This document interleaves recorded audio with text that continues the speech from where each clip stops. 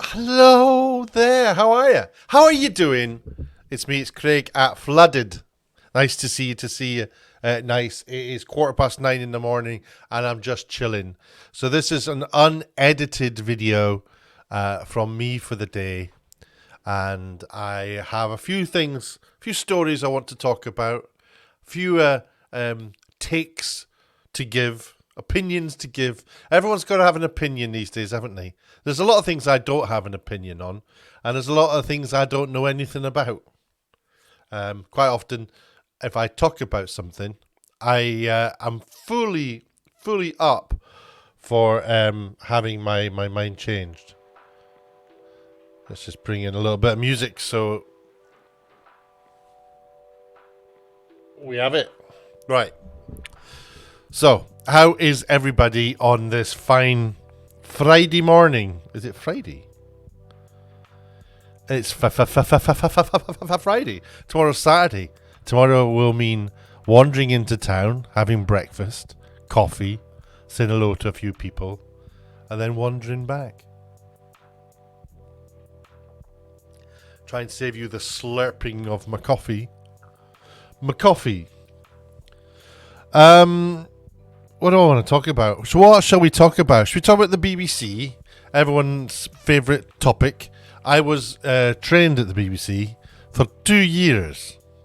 And I did lots of different things there. Ended up deciding I was Mr. Fantastic when I produced a Category 1 live outside broadcast for BBC1.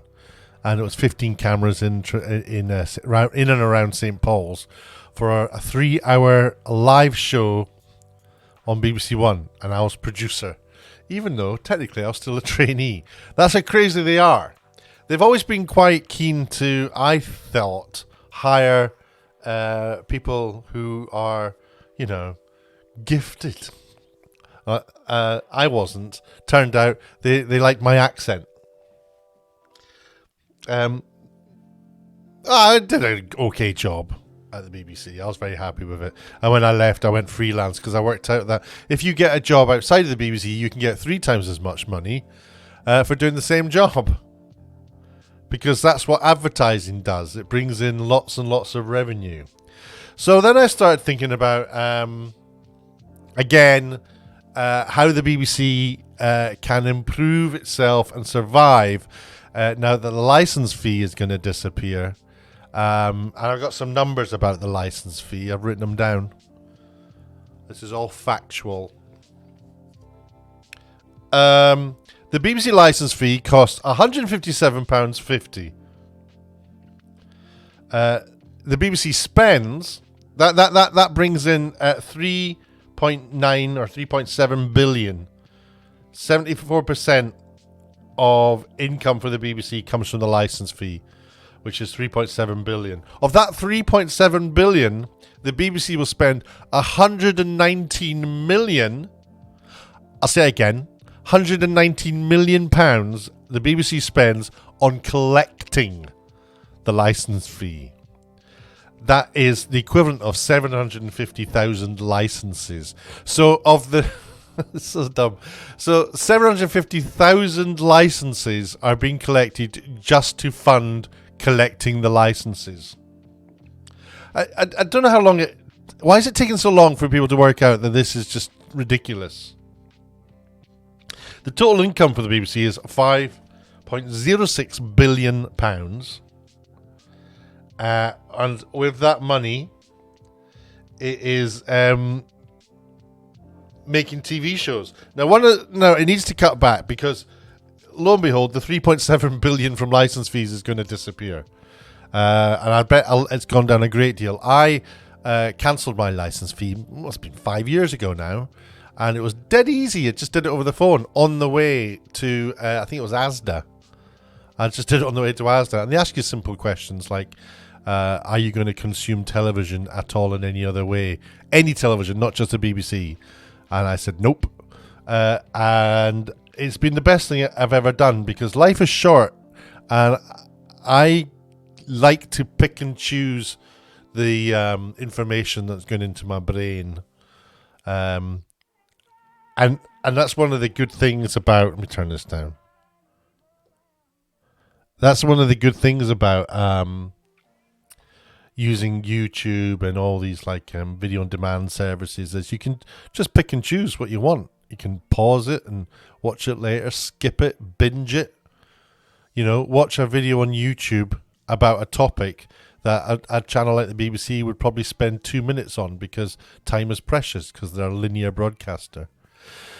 Whereas on YouTube, people just ramble on, like me now, rambling on. You can sit and listen to somebody like me talking to you on your iPad or your phone, in your headphones, while I doubt anybody's watching me by sitting there, just me talking to this microphone, and that is the only thing they're doing. They've probably got something else going on in their lives.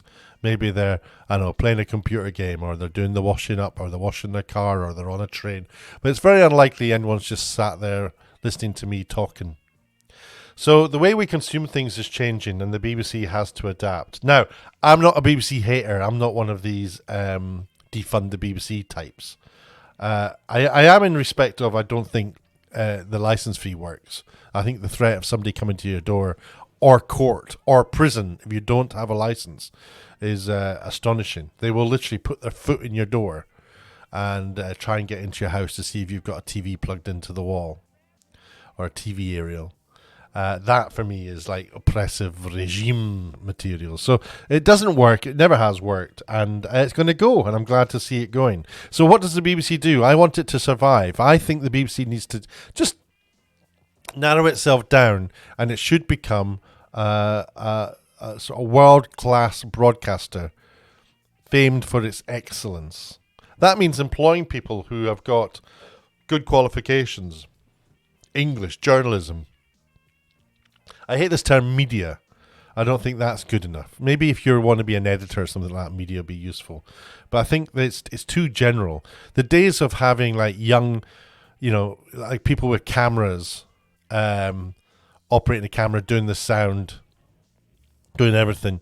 There's a place for that. That's what I do. There's a place, that's what I do when I'm not making videos like this. There's a place for that. But I think we need to bring back specialisms in sound, specialisms in camera operation and lighting, and specialisms in being somebody who produces or directs something, focuses just on that aspect of it.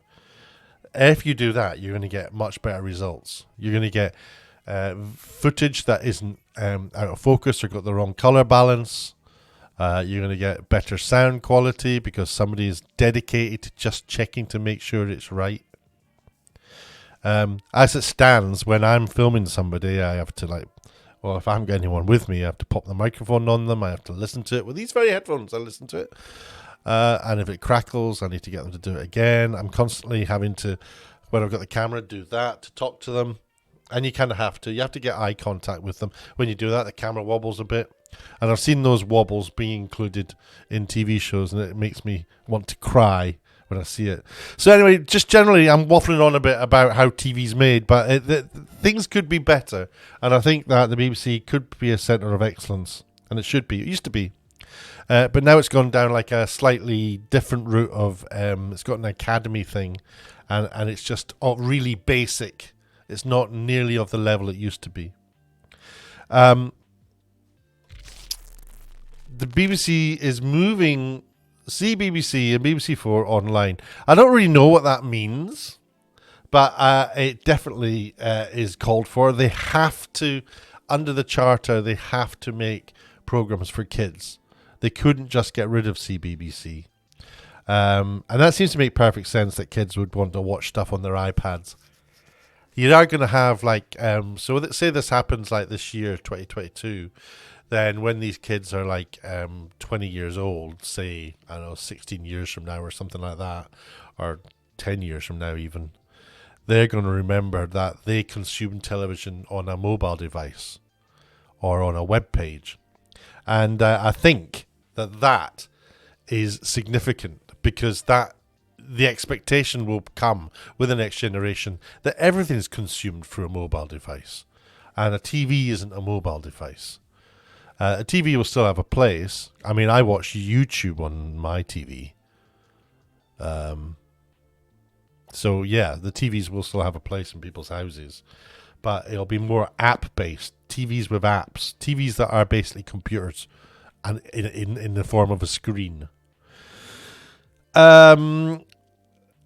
For me, this is like an absolute must. I mean, there's lots more I would change. I would get rid of all regional radio stations, apart from the main ones.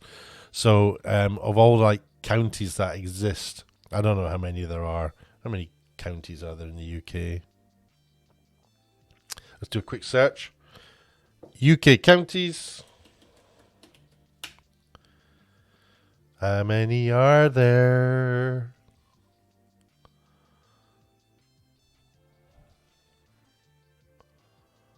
Counties of England. Oh, England. I did do UK counties.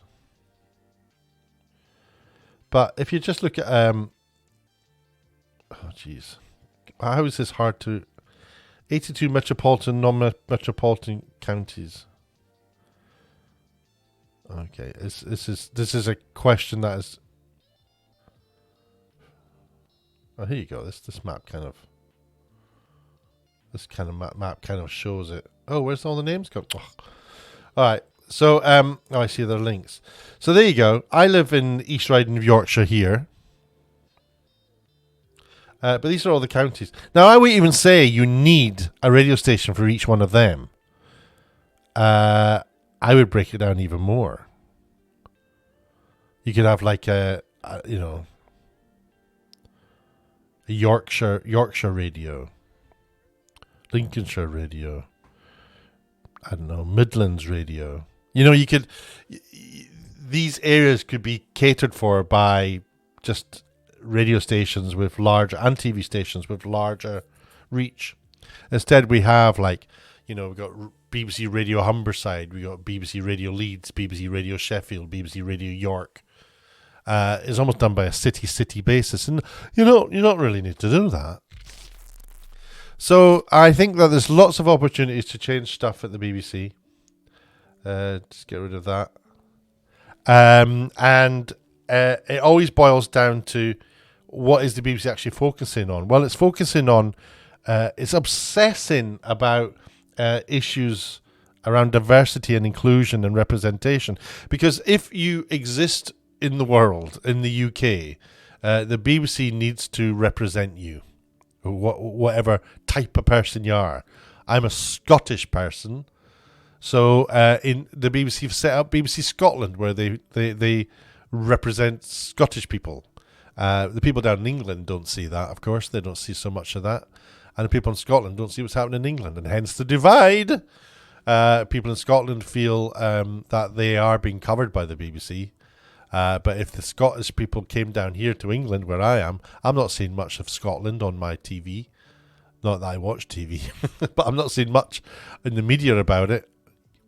My entire consumption of what is and isn't being covered by the BBC is via Twitter. So, and I'm not really seeing Scottish issues covered in England. So, that's not good. The grouping up thing has to come to an end. If you want people to mix, then you have to start being against grouping.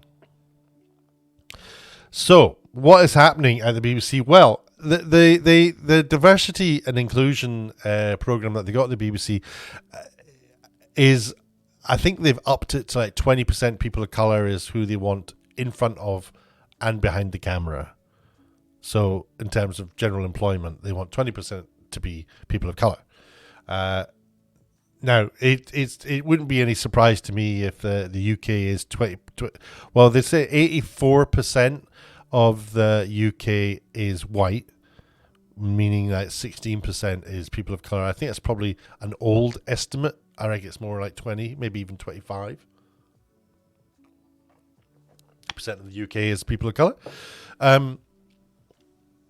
And I was looking into Well, before I get into that, so let's just think about what is the problem with getting those numbers up at the BBC. I'm just focusing on BBC because currently we're paying for it, or people are UK or the public are paying for it. So I'm just focusing on that for now. So what is the problem? The problem is that they want to get more people of colour working at the BBC, but they're struggling achieving that. And the reason being given is that the BBC is racist. It's maybe the BBC is racist. I have no idea. The entire BBC, everyone at the BBC is racist. All of them. Everybody. The systems in place. The application process. This is what we could. This is one message we could be getting told, that is the reason. But there's another reason, and maybe it's this reason. People who are being given senior roles at the BBC are leaving. Why are they leaving? Well, they're saying because it's racist. I actually went into it a bit more. In fact, because let's just read this briefly. It's not all there because I'm not. It's the Times, and you have to subscribe. But the BBC hit by resignations of executives from diverse backgrounds, and here's 3 of them cited: Miranda Wayland, Debbie Ramsey and Jackie Christie. The BBC has been hit by a wave of resignations among executives from diverse backgrounds as the corporation's staff exodus continues. The Times understands that Miranda Wayland... This makes it sound like, oh, we quit. No, they haven't. They've got other jobs. They've got better paid jobs. They're career people. The Times understands that Miranda Wayland, the corporation's de facto deputy head of diversity, has quit in recent days. Wayland worked closely with June Sarpong, who also has left, the BBC's part-time director of diversity. Now, my thinking is that you just didn't do your job. You didn't manage to achieve what you were employed to achieve. So you're leaving saying, "Oh, it's not possible." Why is it not possible? What percentage of people applying for work at the BBC are people of colour? Right? And the people, the sort of people that the BBC wants to employ, regardless of what colour they are, it wants to employ people who are of a higher education. So let's have a look at that. White people made up 73% of people in further education and 84% of the overall population of England based in 2018. I think that's higher now, lower now. Black people made up 6.8% of all people in further education. There's the numbers there. So there's, that's quite good, isn't it? Of further education, 33% are people of colour and participate. 33% of people participating in further education are people of colour, and 77% are white. That's quite good numbers, isn't it? So why are they not going to applying for jobs at the BBC? What's wrong with them? Are they mad? Well, maybe this is the reason here. What sort of jobs are they applying for? Well, I looked into the music industry, for example, in 2020, and look at the music industry. Representations of black, Asian, and ethnic minorities amongst those aged 16 to 24 in the music industry stands at 30%. It seems like a lot of people are more interested in not getting careers working in television, or particularly at the BBC. It's possible, isn't it? And you might say, well, why don't they want to work at the BBC? Well, put it this way. You don't have to have further education to go off and become a musician. You just have to have an Amazon account to buy the kit. Or a YouTube channel to show it off. So I thought that was quite interesting. The how well the music industry is doing when it comes to diversity. But the old BBC is struggling. Here's the board, and much needed. This is the board of the executive committee at the BBC, and there's June, and she's left now. So well done, thanks, June. The reason we're not seeing people of colour at the BBC is because June's leaving. Now you've got to bear in mind these are politicised people. Here's all the ones that have left.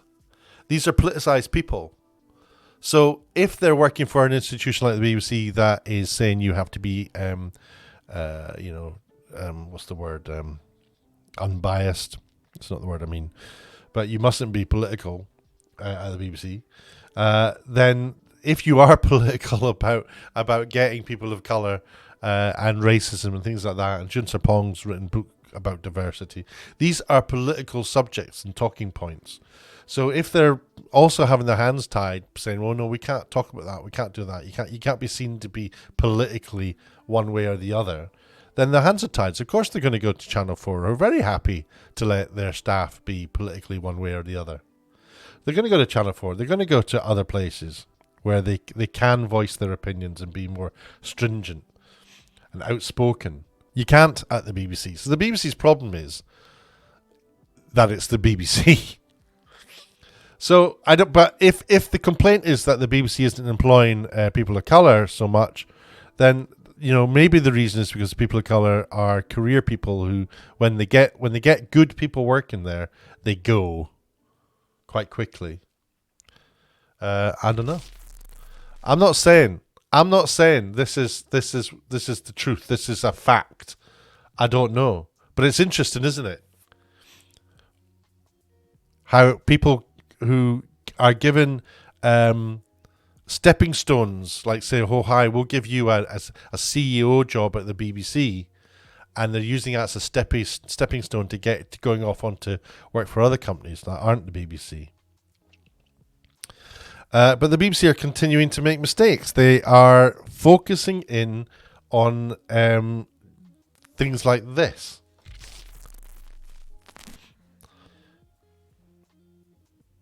I have to look down to pronounce his name correctly. Ncuti Gatwa, the new Doctor in Doctor Who.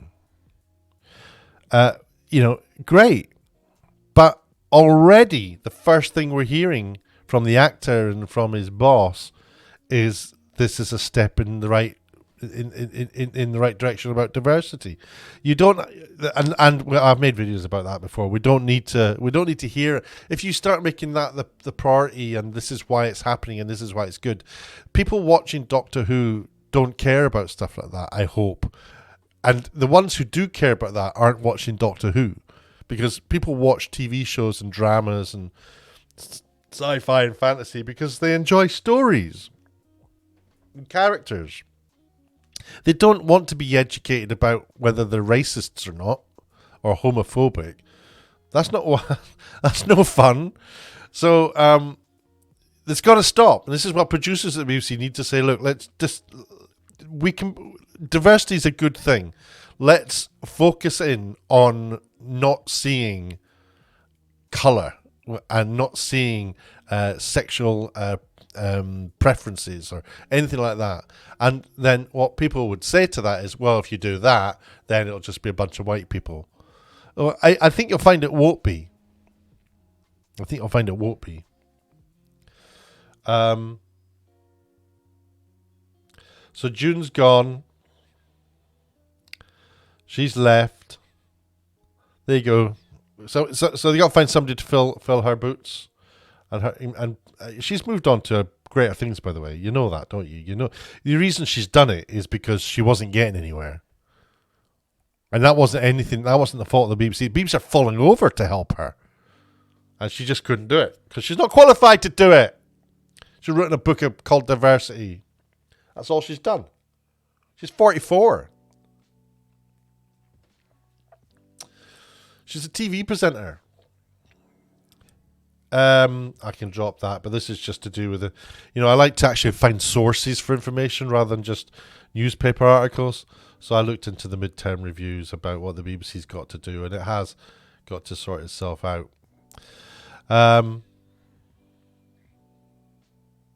So there you go. That's kind of the problem the BBC's got, is that it is struggling. And it got me thinking a little bit. I've been on for 24 minutes, but I just want to also talk about Black Lives Matters. You'll be glad to know, because it's just this ridiculous story about them. I'm just going to play a little clip. If I bring the music down a bit, and bring the video audio up. all across the globe. And what we need now, more than ever, is a human rights movement that challenges systemic racism in every single context. Yeah. So these three women here are the leaders of Black Lives Matter. And the reason I'm showing you them, Alicia Gares, Patrice Cullors, and Opal Tomite, is how they sit here and they say all these things, and you don't have to say much before people start whooping and applauding you. So they'll sit there, and then this story breaks. They managed to raise a lot of money at BLM, and what's it, 60 million? How much did they make? 90 million dollars they raised through donations to Black Lives Matter, and they went out and bought a mansion. There's a $6 million mansion BLM reportedly bought with donated funds. And you can sort of see it here. Looks very nice.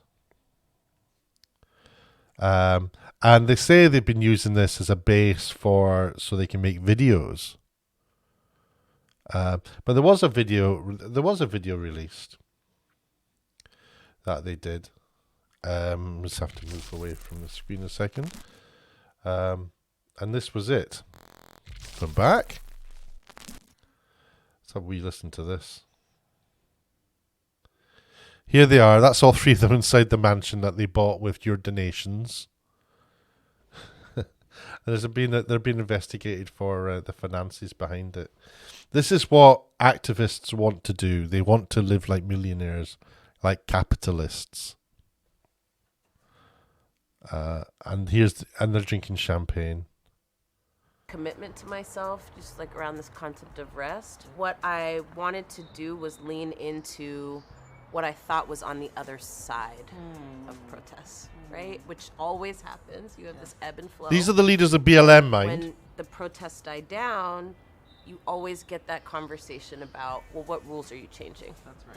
Do you know what I'm saying? Like, what actually comes out of this? And so I think the other thing, though, that happened was that I got super overwhelmed. I think, though, for me, you know, the hardest moments have been the right Look how they're talking about themselves. It was about them. media machine. Just leveraging literally all its weight against me, against our movement, against Victims. the organization. Victims as she tucks into her salmon sandwich. Yes, we're victims here. Weeks out now from a lot of the noise, so I have more perspective, right? While I was in it, I was in survival mode. But so many people who I've talked to, and I've obviously talked to the two of you ad nauseum about this, but it's because we're powerful, because we are winning.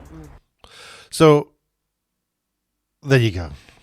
People give, you know, I don't know. I don't know how much you need to be shown before you realize this is just a big sham. It's a massive joke.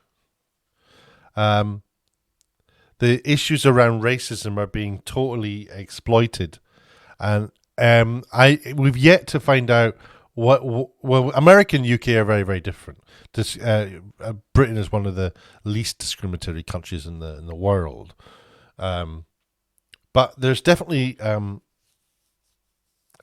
patter, an exploitation of victimhood going on that's stretching right across everything, across the world, all because we are now so close to one another because of the internet. Anything that happens in the US, we feel that we're responsible for in the UK as well. Yes, there's racism in the US, so there must be racism in the UK. It doesn't work like that though, and everywhere's different.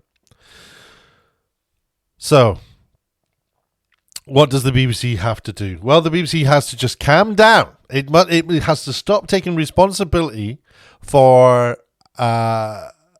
things that it's not responsible for fixing. Focus on making good TV shows. Focus on storytelling. Don't worry about why you're getting a low level, you're getting low responses or applications for work at your institution, your organization, from people of color. Don't worry about that. That's not your responsibility. There's a social problem going on in the world and in the UK, and it's at societal level, and that's a government issue. That's not the BBC's problem. Ignore anyone claiming that there's systemic racism at the BBC. Prove it. What systems are racist at the BBC? What system have they got in place that's racist at the BBC? The people who are selecting people for jobs at the BBC are all white middle-class leftists anyway. So, are those people racists now? I thought they were the ones who are, anti the racist right, the righties. So I don't know. It doesn't make any sense at all.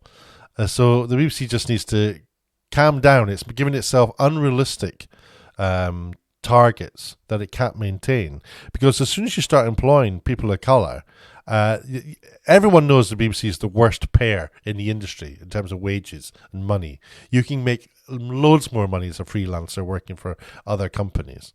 So people aren't going to stick around, and then you're just going to have to find more people of colour to come and work for you.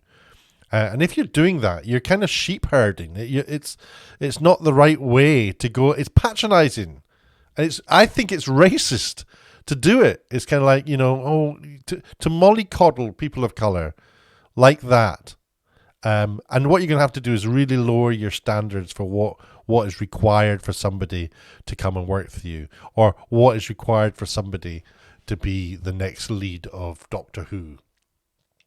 You're not focusing on what's actually required. And by the way, I don't know that, Shooty may be fantastic as the new Doctor. I have absolutely no idea. I know nothing about his history. Anyway, that's me. I rambled on about the BBC and diversity once again. And just because it's a talking point, people will be, oh my God, I can't believe you were so racist and all this. It doesn't matter if people say that. It's boring. It gets overused. It doesn't mean anything anymore. Well done. Congratulations. That's what you've achieved. So say it away. I stand by every word I'm saying, because every word I'm saying is perfectly reasonable. It's born out of somebody who is, it's come from somebody who's, I'm not saying I'm right about any of this. I just want to be proved wrong, and that's it. But it all kind of seems to add up that the system that's in place is wrong, and the people who, it's like the trans issue. If you say anything against a trans activist, you're a transphobe. It's like, well, no, I'm standing up for trans people. Trans activists are causing trans people huge problems, as the Ricky Gervais thing on Netflix is proving. So no. But you say it if you want. It doesn't matter. All you're doing is harming. Well, it doesn't matter to me personally if you say stuff like that. Name calling and labeling, it doesn't matter. And people think that it's going to shut you down by calling them that. Call them racist. Call them this. Call them that. It doesn't matter anymore. Those days are done. Nobody cares. You've reduced what happened when people used to get strung up to trees and have tires put around their waist and set fire to or dragged behind vehicles. The last one happened in the 1980s in America that I'm aware of. The lynchings that used to go on. You've reduced it to this, to just spouting off at somebody talking about it in any level of detail is just playing a video of the BLM bosses in their $6 million mansion. That's racist. That's what she's saying, by the way. She's saying, far right wingers are attacking me because I spent all the donation money on a house for myself. That's racist. That's what the term racism has been reduced to. It's very sad. Let me know what your thoughts are. There's a comment section down below, good or bad. The only thing I ask is, just don't call people names. Don't sit in your one-bed apartment in Scarborough and write "get help." That's just embarrassingly childish. And anything like that just gets immediately. You'll think you're still leaving comments, but I make them all hidden, so that the user will think they're leaving comments, but they're just not being seen by anybody. So let them tippy tap away forever. So yeah, what do you think? Let me know down below. We'll have a conversation about it if you like, and if you want, you can get me on Twitter. I'm at Fludded, and my DMs are open because I'm only a young wee YouTuber here now. And also I'm over on Instagram, but I've not been as active on that as I should be. I will be. It'll take some time. But thanks for watching. Don't forget, like, subscribe, and hit the notification bell to get an alert when I upload a video. That's been 35 minutes of coffee and me chatting, and I hope you enjoyed it. Till next time, take care of yourselves and see you later.